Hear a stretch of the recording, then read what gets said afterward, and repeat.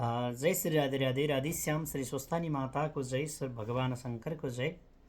आउनुहोस्, आज पनि हिजो अस्तिको दिन जस्तै यो माघ महात्म्य, आज विशेष गरेर भोलि माघे सङ्क्रान्ति, आज पौष महिनाको 30 गते स्वस्थानी व्रतकथा सुरु भएको पनि आज 12 दिन भइसकेको छ। त्यसो भएको हुनाले आज 12औं अध्यायको कथा हामीले सुरु गर्छौँ। 12औं अध्यायको कथा सुरु गर्नु पूर्व यहाँहरूलाई सानो अनुरोध, यदि हाम्रो यस च्यानलमा फर्स्टपटक जोडिनु भएको छ र यस च्यानललाई अहिलेसम्म सब्सक्राइब गर्नुभएको छैन, हाम्रो आचार्य श्याम शरण नाम गरेको युट्युब च्यानललाई भने कृपया मिल्छ भने हाम्रो च्यानललाई सब्सक्राइब गर्नुहोस् र अनि हामी सधैँको लागि साथी बन्नेछौँ है त। राधे राधे। ल आउनुहोस्, आज पनि यो 12औं अध्यायको श्री स्वस्थानी व्रतकथा 12औं अध्यायको कथा सुरु गर्नु पूर्व मङ्गलाचरणबाट सुरुवात गर्नेछौँ। सबैजना हातमा पुष्प लिएर अगाडि बढ्नुहोस् है त। यं ब्रह्मा वरुणेन्द्र रुद्रमरुतस् तुन्वन्ति दिव्यैस्तवैर् वेदैः साङ्गपदाक्रमोपनिषदैर्गायन्ति यं सामगा ध्यानावस्थिता तद्गतेन मनसा पश्यन्ति यं योगिनो यस्यान्तं न विदुषुरासुरगणा देवाय तस्मै नमः। श्रीमच्चन्दनचर्चितोज्ज्वलवपो शुक्लाम्बरा मल्लिका मालालङ्कृतकुण्डला प्रविलसन् मुक्तावली शोभिता सर्वज्ञाननिदानपुस्तकधरा रुद्राक्षमालाधरा वाग्देवी वदनाम्बुजे वसतु मे त्रैलोक्यमाता चिरम्। मूकं करोति वाचालं पङ्गुं लङ्घयते गिरिं यत्कृपातमहं वन्दे परमानन्दमाधवम्। नमो भगवते तस्मै व्यासाय मिततेजसे यस्य प्रसादात् वक्ष्यामि कथादे कथा महादेव कथामिमाम्। नारायणं नमस्कृत्यं नरं चैव नरोत्तमं देवीं सरस्वतीं व्यासं ततो जयमुदीरयत। बोलो स्वस्थानी परमेश्वरी माताको। अथ 12औं अध्याय। कुमारजी आज्ञा गर्नुहुन्छ हे अगस्त्य मुनि, त्यसपछिको घटना पनि सुन्नुहोस्। सतीदेवीले दक्ष प्रजापतिको यज्ञमा प्राण छोडेपछि साक्षात् अम्बिका देवी भएर आफ्नो लोक मणिद्वीपमा जानुभयो। सतीदेवी त्यसपछि ब्रह्मा विष्णु आदि सबै देवताहरू पनि शक्तिहीन हुँदै गए। अर्कोतर्फ तारकासुर दैत्यले देवताहरूलाई पीडित पार्दै स्वर्गबाट लखेटेपछि सबै देवताहरू मिलेर हिमालय पर्वतमा गई भगवती जगदम्बाको स्तुति गर्न लागे। विष्णु आदि देवताहरूले तपस्या र स्तुति गरेको हुँदा तिनै लोककी माता भुवनेश्वरी उमा प्रसन्न हुनुभयो। जगदम्बिकाले देवताहरू र हिमालय पर्वतलाई दर्शन दिनुभयो। देवताहरूले माता भुवनेश्वरी उमादेवीको पुकार गर्दै भन्न लागे, हे महामाया, हाम्रो कल्याणका निमित्त हजुर फेरि अवतार लिएर शिवजीसँग विवाह गर्नुहोस्। हजुरले फेरि अवतार लिनुहोस् हे देवी, र हाम्रो कल्याणको लागि हजुरले भगवान शङ्करसँग पुनः विवाह गर्नुहोस् भन्न लागे। त्यसपछि अन्यथा हामी माता बिनाको सन्तान जस्तै टुहुरा भइरहनेछौँ। हजुरको कृपाले नै हाम्रो समस्या समाधान हुनेछ। यिनै हिमालय पर्वतकी श्री मेनकाको गर्भमा बास लिएर जन्म लिनुहोस्। हजुरलाई कोटि कोटि नमस्कार छ, बिन्ती छ, जगदम्बिके हाम्रो इच्छा पुरा गरिदिनुहोस् भनेर यस्तो प्रकारले जब देवताहरूले बिन्ती गर्न लागे, देवताहरूको यस्तो बिन्ती सुनेर उमादेवी आश्चर्यचकित हुँदै आज्ञा गर्नुभयो, हे देवताहरू हो, ज्ञान र भक्ति बिनाका तिमीहरूले सतीदेवीलाई अपमान गर्यौ। तैपनि तिमीहरू मेरो सन्तान भएकोले म तिमीहरूको इच्छा पुरा गर्नेछु। तर त्योभन्दा पहिले म देवी भागवत गीताको दिव्य उपदेश हिमालय पर्वत लगायत ब्रह्मा विष्णु आदि देवताहरूलाई दिनेछु। भुवनेश्वरी उमाको यस्तो वचन सुनेर विष्णु आदि देवताहरू अत्यन्त प्रसन्न भए। साथै उनीहरूले उमादेवीले दिनुभएको 508 श्लोकको 10 अध्यायले पूर्ण देवी भागवतमा रहेको देवी गीताको उपदेश ग्रहण पनि गरे। त्यसपछि भुवनेश्वरी उमादेवीले आफू स्वयं हिमालयकी पुत्री हुने वरदान दिनुभयो। त्यसपछि उमादेवी अन्तर्ध्यान हुनुभयो र हिमालय त्यसपछि अन्तर्ध्यान भइसकेपछि महादेवीको प्रेमपूर्ण आश्वासनबाट देवताहरू प्रसन्न भए। त्यसपछि देवताहरूले हिमालय र मेनकालाई भगवतीको उद्देश्यलाई पूर्ण गराउनका लागि कठोर तप गर्न लगाए, जसबाट माता भगवती मेनकाको गर्भमा बास लिन आउनुभयो र आफ्नै श्रीमती मेनका गर्भिणी भएको चाल पाएर हिमालय पर्वत धेरै खुसी हुनुभयो। उनले आफ्ना मर्यादाले भ्याएसम्म गर्नुपर्ने सबै संस्कार गरिदिए। जब 10 मास पूर्ण भयो तब मेनकाको गर्भदेखि उनै भुवनेश्वरी देवी कन्याको रूपमा जन्म लिनुभयो। उहाँ जन्मदै कस्ती हुनुहुन्थ्यो भने रक्तवर्ण भएकी, हजार सूर्यको जस्तो तेज भएकी, कोमल अति सुन्दर, पद्म पत्र जस्ता नेत्र भएकी, देदीप्यमान हुनुहुन्थ्यो। यस्तै सुन्दरी कन्या जन्मेको देखि हिमालय पर्वत अत्यन्त हर्षित भएर निश्चित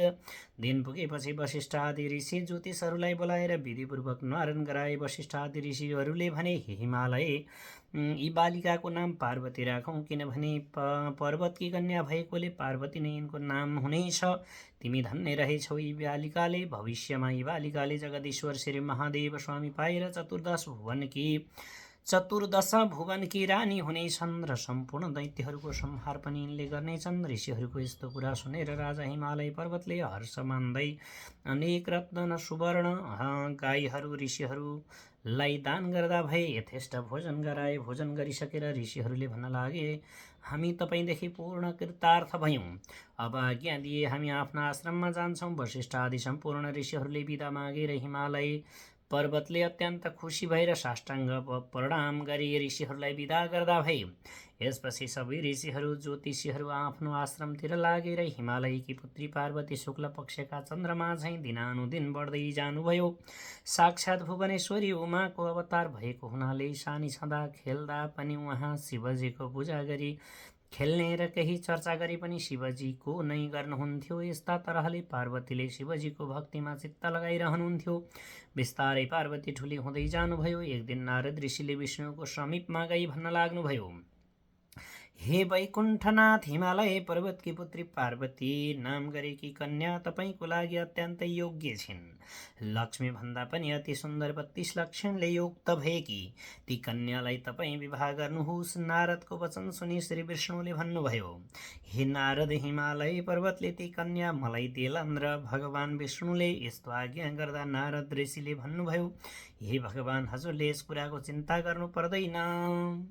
म अहिले नै हिमालय पर्वत कहाँ गई विवाहको कुरा मिलाउनेछु। यति भनेर नारद ऋषि त्यहाँबाट बिदा भई हिमालय पर्वतकोमा गए। हिमालयले नारद ऋषिले आफ्नो आश्रममा आएको देखि उनलाई शिष्टाचार प्रणाम गरे, आसनमा बसाएर। यसपछि हिमालयले नारदलाई सोध्न लागे, हे देवर्षि नारद, आज मेरो घर हजुरले पवित्र गर्नुभएकोमा हामी धेरै खुसी भएका छौँ। के काम थियो भन्नुहोस्, आज्ञा गर्नुहोस्। हिमालयको यस्तो कुरा सुनेर नारद ऋषि भन्न लाग्नुहुन्छ, गिरिराज, तिम्री पुत्री पार्वती विवाहको लागि योग्य भएकी छन्। वैकुण्ठनाथ श्री विष्णुलाई कन्यादान गर्नु उचित होला भनी यहाँसम्म आएको हुँ। नारद ऋषिको यस्तो वचन सुनि हिमालय पर्वतले ज्यादै खुसी हुँदै भन्न लागे, नारदजी, तपाईँले भन्नुभएको कुरा ठिक लाग्यो। तपाईँको आज्ञाले मेरी पुत्री पार्वती श्री विष्णुलाई दिए। श्री विष्णुलाई गई यस्तै भन्नुहोला। हिमालयले मन्जुरी दिएपछि नारद ऋषि खुसी हुँदै वैकुण्ठनाथ गई हिमालयसित भएका सबै कुरा श्री विष्णुलाई सुनाए। नारदले भने, हे भगवान, हजुरले भन्ने बमोजिम हिमालय पर्वतले आफ्नी छोरी पार्वती हजुरलाई दिने कुरा गर्नुभयो। अब उचित लग्न जुराई पार्वतीसँग विवाह गर्ने तयारी गर्नुहोस्। नारदजीका यस्ता वचन सुनि भगवान विष्णु प्रसन्न भई भन्न लाग्नुभयो, हे नारद मुनि, तिमी धन्य रहेछौ। अब तिमी आफ्ना आश्रममा जाऊ। म पनि साई जुराएर पार्वतीलाई कन्यादान लिन हिमालयको घरमा जानेछु। यति भनी भगवान विष्णुले नारदलाई बिदा दिनुभयो। नारदजी बिदा भई आफ्नो आश्रममा गए।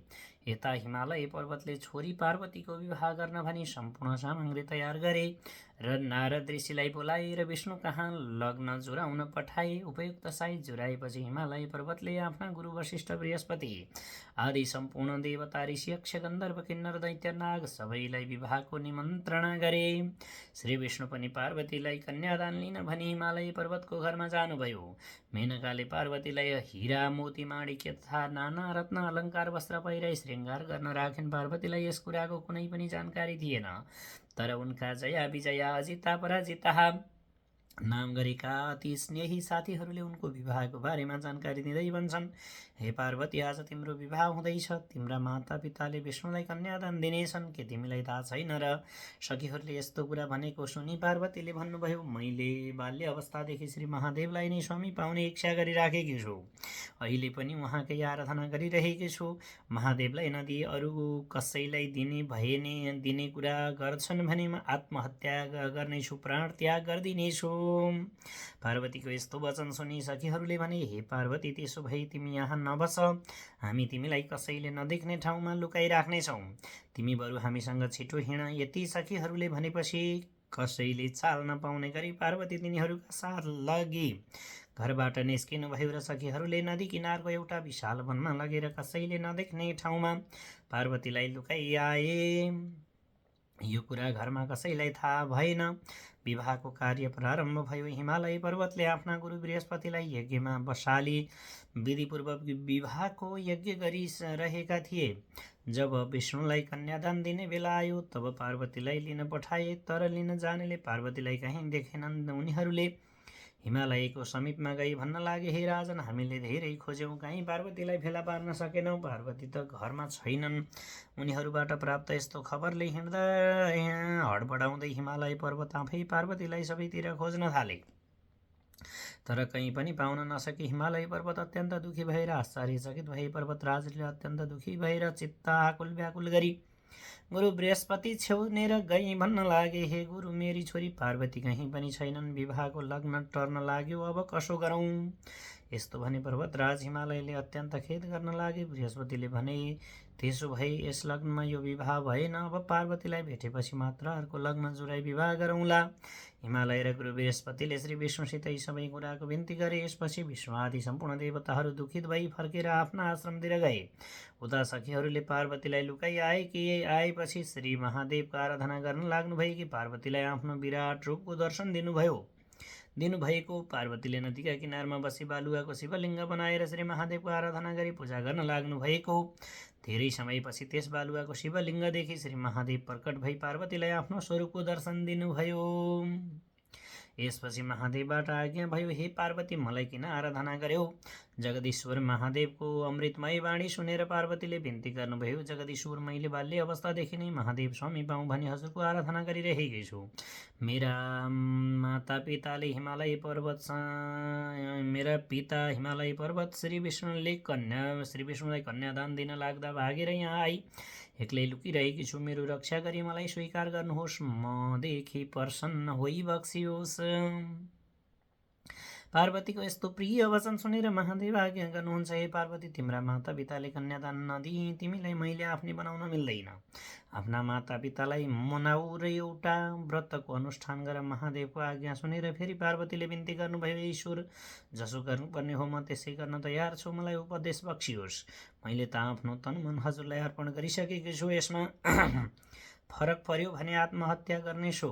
पार्वतीको यस्तो कुरा सुनि महादेवले आज्ञा गर्नुभयो, हे पार्वती, भगवान विष्णु आएर तिमीलाई जस्तो उपदेश गर्नुहोला तिमीले त्यसै गर्नु। शिवजीको यस्तो आज्ञा सुनि पार्वतीले हवस् भनी श्री महादेवलाई साष्टाङ्ग प्रणाम गरी यसपछि महादेव त्यहाँबाट अन्तर्ध्यान हुनुभयो र पार्वती पनि आफ्नो घर फर्कनुभयो। हिमालय पर्वतले पार्वतीलाई घरमा आएको देखि क्रोध प्रकट गर्दै भन्न लागे, पार्वती, तिमी कहाँ गएकी थियौ? यहाँ मेरो बेइज्जत भयो। विष्णु आदि देवताहरू कन्यादान नलिइकन फर्केर गए।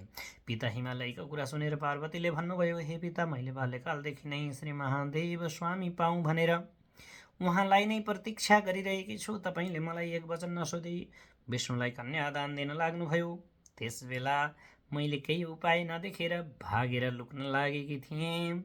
पार्वतीले यति भनेको वचन सुनि हिमालय पर्वतले पार्वतीको न्वारनको दिन वशिष्ठ आदि ऋषि ज्योतिषहरूले भनेको कुरा सम्झिनुभयो, अगाडि केही बोल्नु भएन।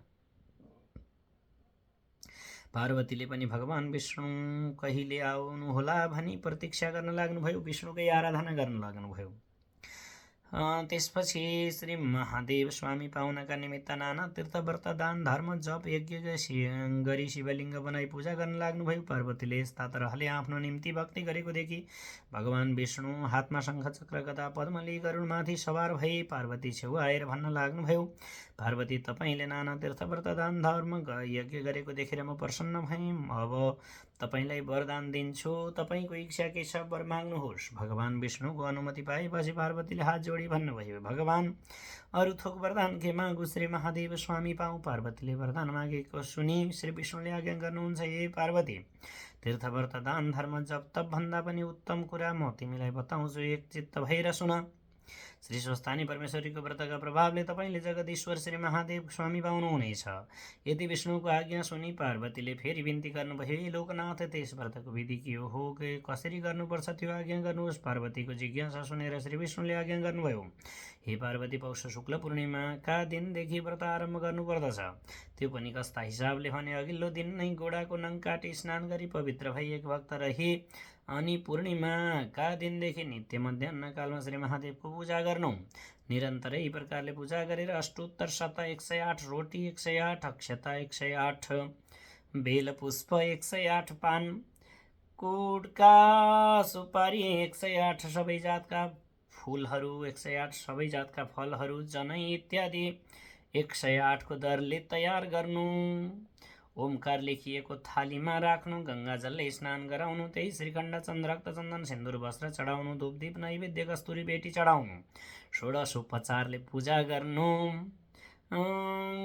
त्यसपछि अनेक प्रकारका स्वस्थानीका शिवजीका स्तोत्र मन्त्रहरू पाठ गर्नु, सूर्यलाई अर्घ दिनु। हे पार्वती, श्री स्वस्थानी परमेश्वरी कस्ते हुनुहुन्छ भने, अष्टेषु च दलेषु दलेष्वेव मातृकाष्ठा स्थितास्तथा खड्गं त्रिशूलं चौर्धं च अर्धं च वरमुत्पलं चतुर्भुजात् नेत्रा च सर्वालङ्कारभूषिता सुवर्णा वद्विकाशाभा स्वस्थानी जगदीश्वरी, अर्थात् अष्टदल पद्मासनमा अष्टमातृकाहरू बसेका, खड्ग र त्रिशूल वर नीलोत्पल हातमा लिएकी, 4 हात 3 आँखा भएकी, नाना अलङ्कार लगाएकी, पीतवर्ण सुवर्ण भन्दा पनि अधिक शोभायमान भएकी श्री स्वस्थानी परमेश्वरी हुनुहुन्छ। यस्तै जगदीश्वरीलाई ध्यान गरी हे ईश्वरी भनी उहाँसँग वरदान माग्नु र प्रसाद झिक्नु। त्यसपछि 108 प्रत्येक सामग्री मध्ये 8 रोटी, 8 अक्षता, 8 पान, 8 बेलपुष्प, 8 यज्ञोपवीत, 8 कुडका सुपारी सगुन समेत आफ्ना पतिलाई दिनु, पति नभए छोरालाई दिनु, छोरा नभए मिच्चोरालाई दिनु, मिच्चोरा नभए जुन कामनाले व्रत गरेको हो मेरो त्यही कामना सिद्धि होस् भनी गङ्गामा लगी पकाउनु, 100 रोटी आफूले फलाहार गर्नु अनि रात्रिमा जागरण गरी उनी ईश्वरीको महिमा सुनाउनु। हे पार्वती, श्री स्वस्थानी परमेश्वरीको प्रसाद लिने बेलामा श्री महादेव तपाईका समीपमा आइपुग्नुहुनेछ र निश्चय पनि श्री महादेव स्वामी पाउनुहुनेछ। यति भनी श्री विष्णुले वरदान दिनुभयो, पूजा विधि समेत बताइदिनुभयो। भगवानबाट यस्तो ज्ञान भएपछि पार्वतीले मनमा आनन्द मानी श्री विष्णुलाई श्रद्धापूर्वक पूजा गरी प्रणाम गर्नुभयो। पार्वतीले पूजा गरिसकेपछि श्री विष्णु गरुडमा सवार भई वैकुण्ठ लोकतिर प्रस्थान गर्नुभयो भन्ने सम्मको कथा यस अध्यायबाट। इति श्री स्कन्द पुराणे केदारखण्डे माघ महात्म्ये कुमार अगस्त्य संवादे श्री स्वस्थानी व्रत कथायां विष्णुद्वारा स्वस्थानी व्रत विधि वर्णनो नाम 12 जय जय श्री स्वस्थानी परमेश्वरी। उपनयतु मंगलम सकल जगन मंगलालय श्रीमान दिनकर किरण निबोधित नवन नवनलीन दल निवेक्षण काले वर्षन्तु पर्जन्य पृथिवी शशालिनी देशोऽयं शुभरहितो ब्राह्मण सन्तु निर्भया पुत्रपुत्रिण सन्तु पौत्रिण निर्धना सतना सन्तु जीवन्तु शरदां शतं तत्रैव गङ्गा यमुना च तत्र गोदावरी सिन्धु सरस्वती तीर्थानि सर्वाणि वसन्ति तत्र एत्राच्युत्तुदारगाथा प्रसङ्गया कुन्दिन्दतु सरहरदवलया शुभ्रवस्त्रप्रतया वीणावरदण्डमण्डिकतरया श्वेतपद्मासनया ब्रह्मचितशङ्कर पवित्रभिर्देवैः सदा वन्दिताः सा मां पातु सरस्वती भगवती निशीषजाड्यापः कायेन वाचा मनसेन्द्रियैर्वा बुद्ध्यात्मना प्रकृति स्वभावात् करोमि यत् सकलं परस्मै नारायणायेति समर्पयामि। बोलो स्वस्थानी परमेश्वरी माता को, भक्तर भगवान को जय जय श्री राधे श्याम।